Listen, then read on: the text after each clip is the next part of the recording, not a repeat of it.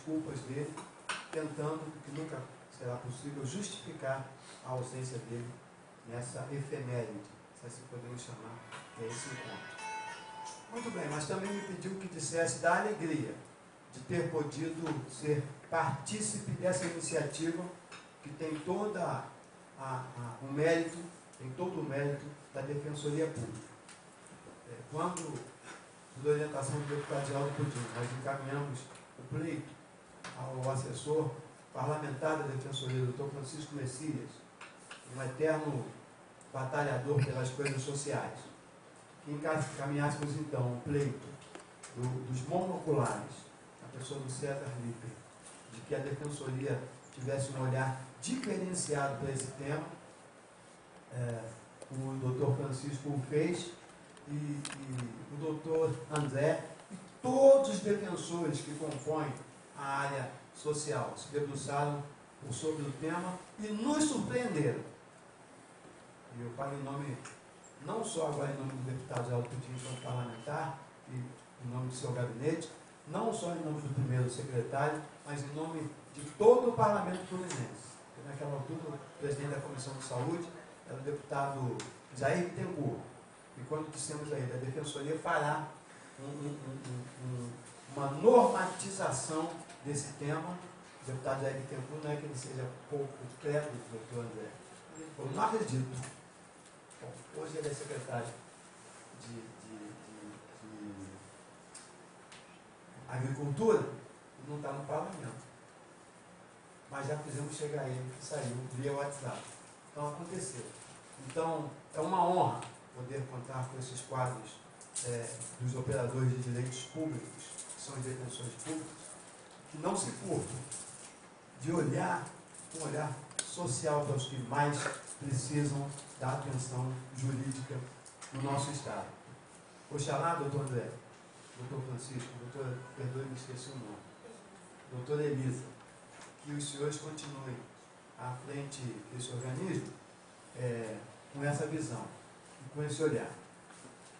Sabemos que vivemos dias muito difíceis, financeiramente, economicamente, socialmente, no âmbito da violência, enfim. E a Defensoria Pública tem sido o bastião de defesa de muitos de nós aqui no estado do Rio de Janeiro. Pessoalmente já recorri a essa casa e fui muitíssimamente bem atendido, tendo sido os nossos pleitos jurídicos solucionados através da ação de uma defensora pública àquela altura. Portanto, quero, concluindo, agradecer muito a iniciativa e rogando a cada um dos monoculares que estão aqui, que não se cansem de lutar. Não fosse a estada dos senhores na Alerj, não fosse, e não é pouca, a insistência do César, que me liga 7 dias por semana, 4 ou 5 vezes por dia, nas madrugadas, inclusive, quando não consegue falar, manda mensagem. Mas está certo. Tem que ser esse caminho. Portanto, que os senhores e senhoras não se cansem de lutar. Nosso país é muito desigual, ele é muito injusto e muito há que se fazer ainda para que a gente alcance a cidadania plena e alcance o status de nação. Que a gente se engana quando pensa que o Brasil é uma nação. Mas havemos de ir lá chegar. E com movimentação, como foi feita pelos senhores. Eu sou militante e ativista do movimento negro, eu sou quilombola de nascimento. Nesse momento está acontecendo a abertura do Encontro Nacional das Comunidades Quilombolas, no Pará. E a gente também é um elemento de provocação ao nosso país, no sentido de fazer com que ele entenda ser necessário ser mais igual, mais justo e mais pleno para todos nós. Muito obrigado.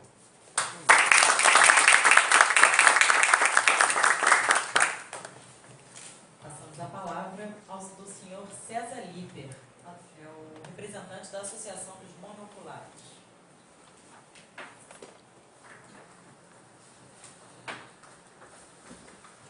Bom dia a todos. Bom dia, mesa.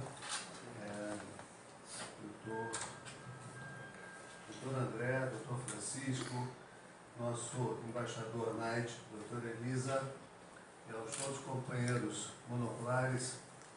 Esse é um momento de muita emoção e de muita alegria de poder estar aqui ao lado do Dr. André, que toda a equipe da Defensoria Pública, que através da união com o Dr. Geraldo Pudim, tá, que é o nosso deputado estadual, nos fez ver que a união desses dois poderes, ele funciona.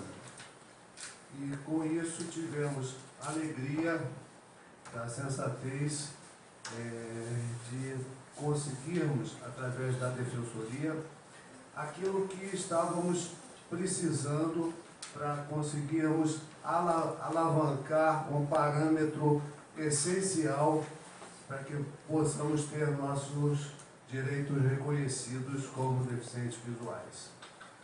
Então, nesse momento, o Estado do Rio de Janeiro já está balizado com esse parecer para que todos nós tenhamos a quem recorrer. No entanto, nossos companheiros do resto do Brasil vivem essa aflição de não terem o reconhecimento. Então, eu gostaria de agradecer, doutor André, por esse seu trabalho com grande,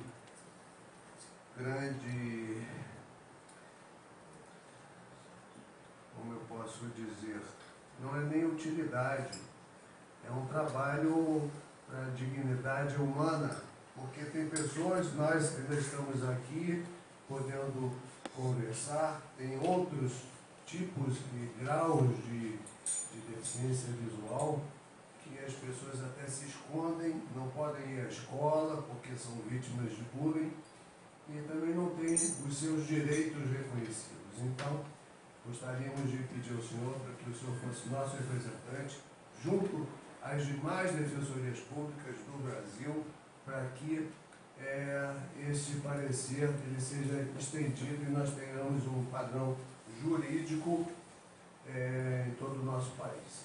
Tá? Então, muito obrigado a todos. Bom dia.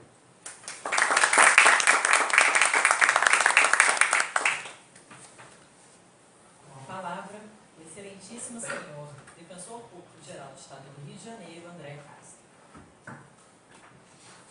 Muito bom dia, senhoras e senhores. Uma satisfação para a Defensoria Pública receber a todos aqui no nosso auditório, cumprimentar os colegas que compõem a mesa comigo, e dizer a satisfação da Defensoria Pública de assinar e publicar a resolução que hoje estamos tratando aqui, uma resolução sem dúvida importante, e explicar um pouquinho por que a Defensoria Pública está vinculada a isso. A Defensoria Pública é uma instituição, a do Estado do Rio de Janeiro é a mais antiga do país, mas em termos nacionais ela foi criada com a Constituição Cidadã de 1988. Então a Constituição de 88 torna obrigatória a instituição da Defensoria Pública em todos os estados, no âmbito federal e no Distrito Federal. E a Defensoria Pública foi criada pela Constituição Federal com a missão de garantir, de defender os direitos de todas as pessoas que têm necessidade de defesa. Portanto, num conceito mais moderno, a Defensoria Pública defende todas aquelas pessoas em situação de vulnerabilidade. A principal delas, a vulnerabilidade econômica. Pessoas que não têm condições econômicas de pagarem por um advogado. Para essas pessoas é designado um defensor público. Mas a vulnerabilidade não se esgota no critério econômico, no critério financeiro. Esse é o principal, sem dúvida. Mas algumas outras situações mais pontuais fazem com que a Defensoria Pública deva agir para a defesa de pessoas em condições de vulnerabilidade. Nesse sentido, nos foi trazido o tema pelo gabinete do deputado Geraldo Pudim, e aí mais diretamente tratando com o Knight Júnior, que diversas vezes trouxe esse tema aqui, fazendo a interlocução com a Defensoria Pública, de classificar a situação das senhoras e dos senhores como um grupo de pessoas em situação de vulnerabilidade que precisaria, portanto, de uma atenção especial da Defensoria Pública. Isso, portanto, dentro do nosso âmbito, a Defensoria Pública é uma instituição dotada de autonomia administrativa, financeira e orçamentária no mesmo patamar de outras instituições jurídicas que a Constituição assegura essas garantias, poderia então estudar a matéria e, por ato próprio, editar uma resolução, bastando, contudo, que a sua fundamentação estivesse de acordo com as diretrizes constitucionais.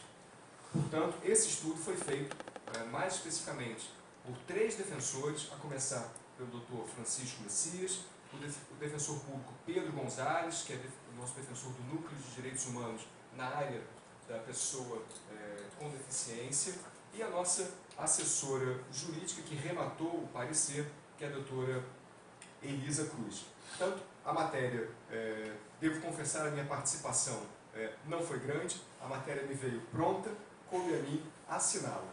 Né? Depois de ler, naturalmente, concordar, como não poderia deixar de ser, com os sólidos argumentos do parecer, assinar, é uma grande satisfação estar aqui com as senhoras e com os senhores nesse momento. Naide, parabéns pelo seu empenho nessa causa, e ao presidente da associação, o senhor César, parabéns, e a todas as senhoras e senhores, parabéns e muito obrigado pela presença aqui nessa manhã.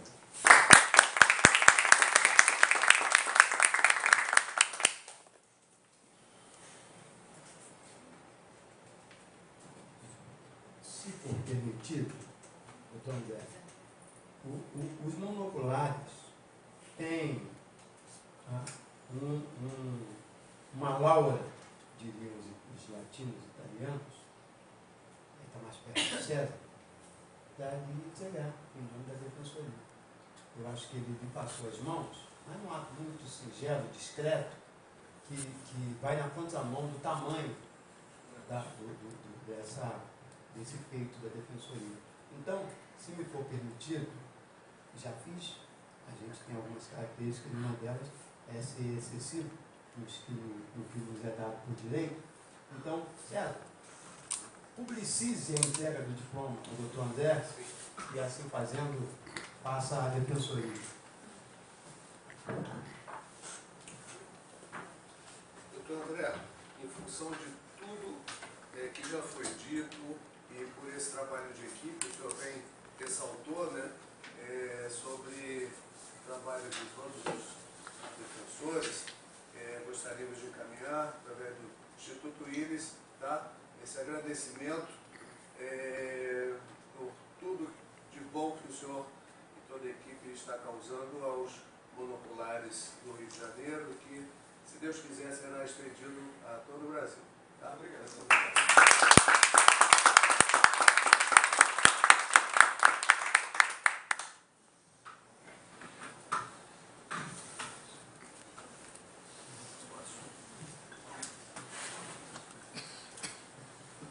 Gostaria mais um minuto, porque nada acontece por acaso.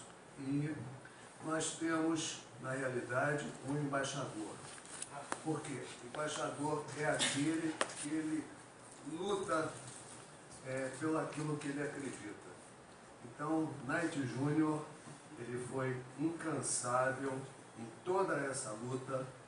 Ele que atende meus telefonemas, recebe as minhas mensagens, mesmo com fases muito difíceis na Alerj, como todos estão acompanhando, mas ele está lá. Às vezes ele some um pouco e depois reaparece com boas notícias. Então é um momento de alegria muito grande também passar essa comanda como nosso embaixador na causa dos monoculares, o senhor Naide Júnior.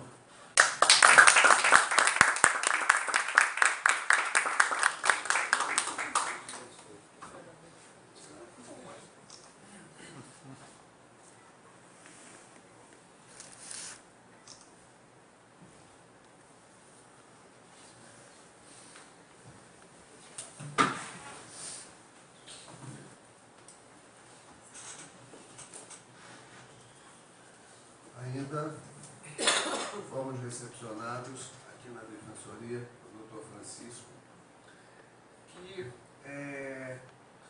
entendeu todos os problemas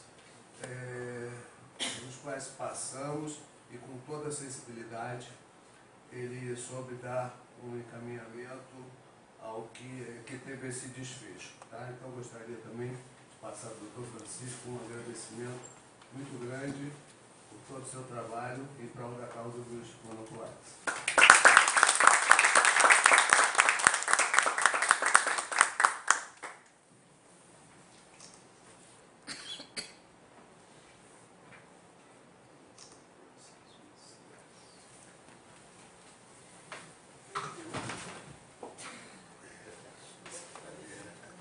Degrauzinho, irmão.